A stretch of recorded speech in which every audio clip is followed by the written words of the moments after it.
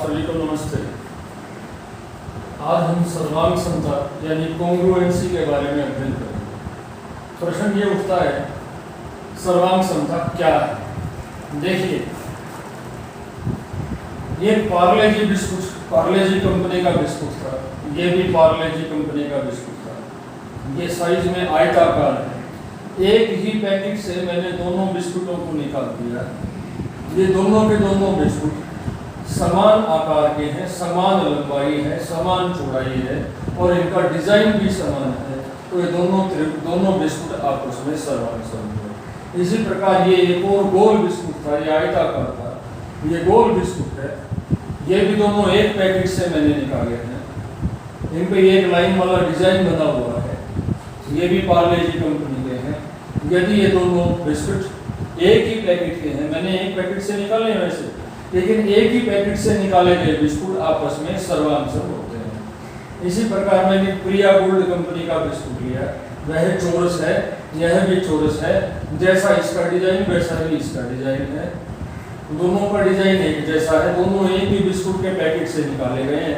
तो दोनों की लंबाई भी एक जैसी है, दोनों की चौड़ाई भी एक जैसी है, तो दोनों आपस में सर्वांग सम होंगे। इसी प्रकार ये मैंने एक और बिस्कुट लिया, ये गोल है, ये राजा कंपनी का है। ये भी एक पैकेट से बिस्कुट निकाले, एक पैकेट से निकाले गए बिस्कुट, ये भी आपस में सर्वांग समता। अब सर्वांग समता का अर्थ क्या हुआ? यदि एक बिस्कुट को उठाकर दूसरे पर रख दिया जाए और वो उसको पूरा ढक ले, तो इस प्रकार के बिस्कुट आपस में सर्वांग सम हैं।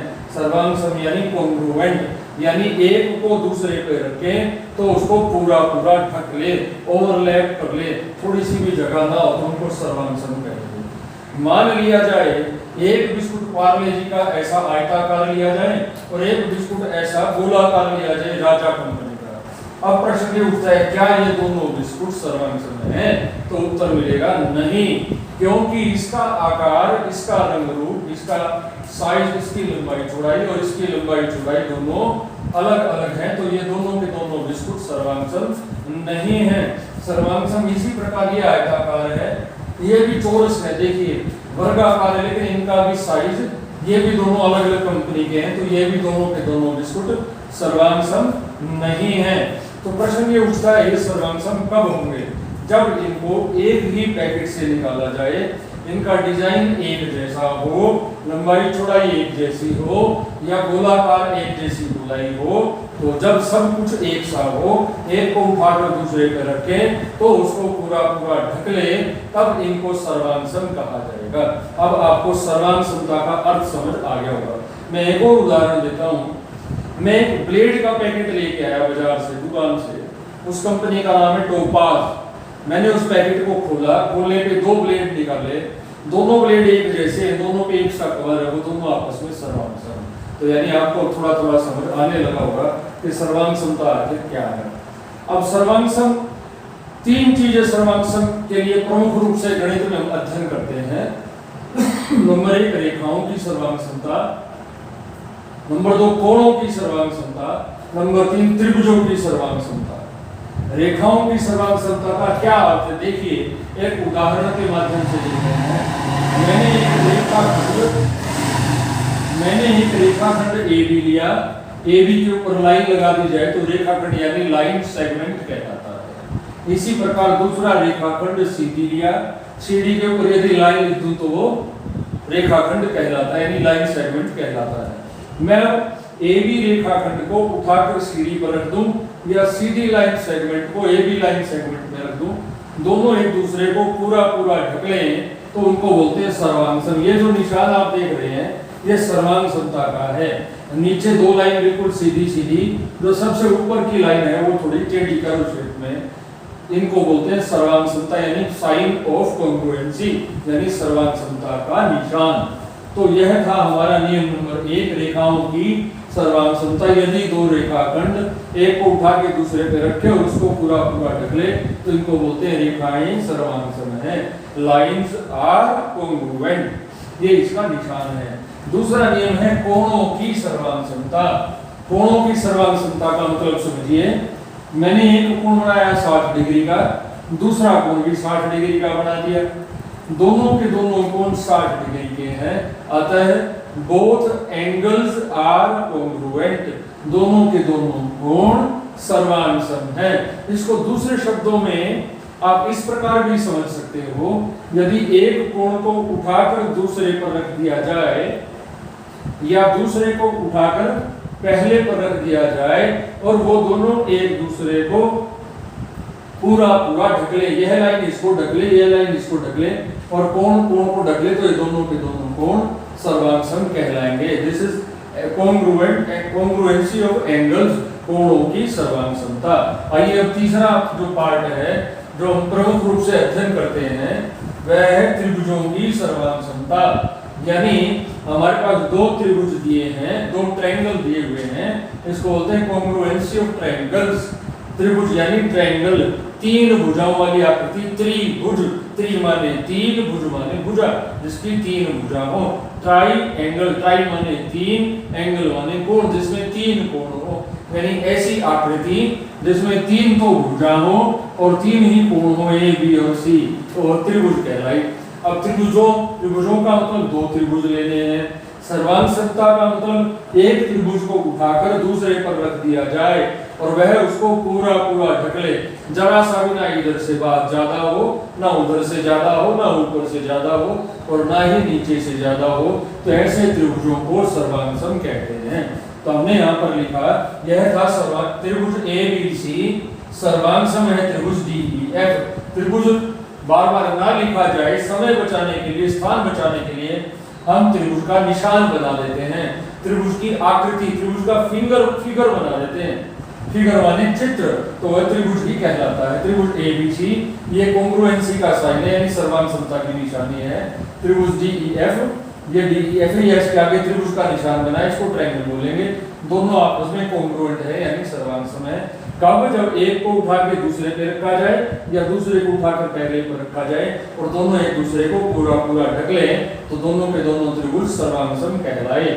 ये हमने लिखा। अब इस सर्वांगसमता के कुछ नियम हैं, उनको बोलते हैं रूल्स ऑफ कॉन्ग्रुएंसी, सर्वांगसमता के प्रतिबंध ऐसा भी बोला जाता है। इसके नियम हैं चार, प्रमुख रूप से चार नियम हम अध्ययन करते हैं। वैसे एक नियम और भी है 5, लेकिन वो जाके 10वीं 11वीं में आएगा, तो हम चार नियम के बारे में अध्ययन करेंगे। देखिए, नियम नंबर 1 है भुजा भुजा भुजा नियम या S S S rule. S means side, S का अर्थ भुजा, साइड का पहला अक्षर हमने एस लिया। आइए इसको अध्ययन करने के लिए हम अभी एक उदाहरण के माध्यम से अध्ययन करेंगे। उससे पूर्व प्रकार number 2 S A S rule. S means side, A means angle, S means side. यानी एस माने भुजा, कोण, भुजा नियम। तीसरा नियम है A S a rule. A stands for angle, S means side, A for angle. तो एंगल, साइड, एंगल यानी भुजा, कोण, भुजा, कोण। ए फॉर एंगल, तो कोण पहले आया, कोण। एस बीच में यानी दो कोण और बीच की भुजा, ऐसा नियम, इसको बोलते हैं कोण भुजा कोण नियम। और चौथा है आर एच एस रूल, यानी समकोण कर्ण भुजा नियम, यानी ऐसा नियम जो समकोण त्रिभुज में ही लगता है। समकोण त्रिभुज यानी एक ऐसा त्रिभुज जिसमें एक कोण 90 डिग्री का हो, उसे समकोण त्रिभुज कहते हैं। आइए अब हम इन नियमों के बारे में थोड़ा सा विस्तार में अध्ययन करते हैं। नियम नंबर 1, मैंने एक ट्रायंगल लिया, एक त्रिभुज लिया, नाम है एबीसी, फिर दूसरा ट्रायंगल लिया, नाम है डीईएफ। देखिए जरा, इसकी साइड AB DE के बराबर है, यानी एक काटा एक कांटे के बराबर है।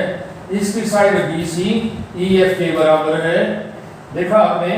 और जो तीसरी साइड AC है वो DF के बराबर है, यानी एक कांटे वाली भुजा एक कांटे वाली के बराबर, एक साइन वाली भुजा एक साइन के बराबर, दो साइन वाली भुजा दो साइन या दो कांटे वाली दो के, और तीसरी के यदि बराबर हो तो त्रिभुज आपस में सर्वांगसम होंगे। लिखा हमने इन तीन बिंदी का मतलब देयरफॉर का मतलब इसलिए त्रिभुज ABC सर्वांगसम है त्रिभुज DEF के। नियम लगाया एस एस एस रूल, ये कॉन्ग्रुएंट कहा जाएगा सर्वांगसम। तो यह पहला नियम था जिसका नाम था S S S rule. S माने एक त्रिभुज की तीन भुजा दूसरे त्रिभुज की तीन भुजा के बराबर हो, तो ऐसे नियम को एस एस एस रूल कहते हैं। नियम नंबर 2 था SAS रूल, यानी साइड एंगल साइड रूल, यानी भुजा कोण भुजा नियम। दूसरे नियम का अध्ययन करने के लिए साइड एंगल साइड के लिए देखिए जरा हम बोर्ड की ओर चलते हैं। इस नियम में दिया, हमने इसके लिए एक चित्र बनाया, त्रिभुज बनाया, उसका नाम लिया ABC, दूसरे त्रिभुज का नाम लिया DEF। यहाँ पर भुजा AB भुजा DE के बराबर है, ये संगत भुजा भी कहते हैं, कोरोस्पोंडिंग साइड है, एक कांटे वाली के बराबर। Angle B is equal to angle E, यानी कोण B बराबर है कोण E के, और साइड BC भुजा BC दो कांटे वाली बराबर है भुजा EF के दो कांटे वाली के। ये भी संगत है। संगत का मतलब यदि इसके नीचे की भुजा है तो इसकी भी नीचे की होगी, इसकी साइड की भुजा है तो इस ट्रायंगल की भी साइड की होगी। इन दोनों के बीच में कोण है तो यहाँ भी दोनों के बीच कोण हुआ। तो नियम क्या बना, देखिए भुजा कोण भुजा दो भुजाएं हैं, उनके बीच में एक कोण आता है, दो भुजाएं हैं उनके बीच में एक कोण आता है। तो हमने यहाँ लिखा AB बराबर DE मैंने बताया था, दूसरा कोण B बराबर कोण EA भी मैंने बताया था, तीसरा BC बराबर EA भी यहाँ लिखा है। तो त्रिभुज क्या हुआ आपस में कॉन्ग्रुएंट यानी सर्वांगसम, और नियम लगाया SAS रूल। तो इस प्रकार यह हमारा नियम नंबर 2 हुआ। नियम नंबर 3 था ASA rule, angle side angle rule, यानी कोण भुजा कोण नियम। देखिए जरा हमने दो त्रिभुज बनाए, नाम लिया ABC और DEF। इसकी भुजा AB के कोरोस्पोंडिंग है DE और भुजा BC के कोरोस्पोंडिंग है EF, और इनके बीच में एक कोण दिया है, इनके बीच में एक कोण दिया है। देखिए जरा ये एक कांटे की भुजा है, ये एक कांटे वाली के बराबर संगत है। सॉरी, इसको यदि एक बार छोड़ दिया जाए, अब एक बार देखिए, एक कोण B बराबर कोण E, हमारा नियम है कोण भुजा कोण, बीच में BC साइड EF साइड के कोरोस्पोंडिंग है, बराबर है वो कोण C बराबर कोण F। तो हमारा नियम बना, देखिए कोण भुजा कोण, ये कोण दो कोण और बीच की भुजा, दो कोण और बीच की भुजा ये आपस में बराबर है। यहाँ पर लिखा कोण B बराबर कोण E, साइड BC बराबर EF, एंगल C बराबर एंगल F। तो ट्रायंगल दोनों क्या हुए कॉन्ग्रुएंट, तो नियम लगा SAS रूल, और ये हमारा नियम नंबर 3 था। और अंतिम नियम है RHS रूल, समकोण कर्ण भुजा नियम। देखिए जरा यह नियम केवल समकोण त्रिभुज में ही लगता है, और समकोण त्रिभुज वो है आप जानते ही हैं, ऐसा त्रिभुज जिसमें एक कोण 90 डिग्री का हो उसे हम समकोण त्रिभुज कहते हैं। देखिए जरा मैंने एक ट्रायंगल बनाया है ABC, ये दूसरा ट्रायंगल है DEF, इसमें कोण B और कोण E दोनों 90 के हैं, ईच इक्वल टू 90 डिग्री, प्रत्येक बराबर 90 डिग्री। जो भुजा BC इसका आधार है, इसका भी आधार EF है, side BC equal to side EF, और ये जो हाइपोटेन्यूज कर्ण है AC, ये कर्ण DF के बराबर, जो टेढ़ी भुजा होती है, जो 90 के सामने की भुजा होती है, उसको कर्ण बोलते हैं, इंग्लिश में हाइपोटेन्यूज बोलते हैं। तो हाइपोटेन्यूज इक्वल टू हाइपोटेन्यूज, यानी कर्ण AC बराबर कर्ण DF। और इस प्रकार दोनों त्रिभुज सर्वांगसम हुए, और शर्त लगी RHS रूल, समकोण कर्ण भुजा नियम। तो इस प्रकार सर्वांगसमता के 4 प्रमुख नियम हम अध्ययन करते हैं। वैसे नियम 5 होते हैं, लेकिन 4 आपके पास आपको अध्ययन कराए जाते हैं प्रमुख रूप से। तो पहला नियम साइड साइड साइड, दूसरा SAS साइड एंगल साइड, तीसरा एंगल साइड एंगल, और चौथा RHS रूल। तो ये थे आज का सर्वांगसमता के बारे में लेक्चर। आशा करता हूँ आपको अच्छे से समझ आया होगा। आप इसका पूरा देखने के बाद अपनी नोटबुक में उतारेंगे, इसको लिखेंगे, और लिखने के बाद अपने आप की कक्षा का जो भी ग्रुप बना हुआ है उसका आपको उसमें फोटो खींच के डालेंगे, ताकि आपके टीचर इसको चेक कर सके, और यदि आपकी कोई गलती है तो आपको वो बता सके। तो इसी आशा के साथ आपको लेक्चर पसंद आया होगा। यदि आपको अच्छा लग रहा है तो ज्ञान को बांटने में, प्रचार प्रसार में अपना योगदान दें, शेयर करें, कमेंट करें, सब्सक्राइब करें, लाइक करें, और इन्हीं शब्दों के साथ आज का लेक्चर समाप्त। Thank you.